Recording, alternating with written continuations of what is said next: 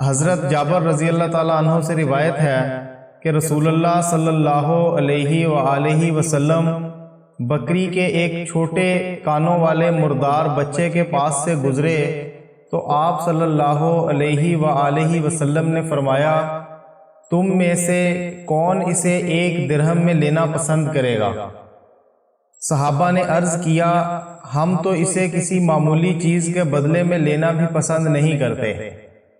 آپ صلی اللہ علیہ وآلہ وسلم نے فرمایا، اللہ کی قسم، اللہ کے نزدیک دنیا اس سے بھی زیادہ حقیر ہے جتنا یہ بکری کا مردہ بچہ تمہارے نزدیک حقیر ہے۔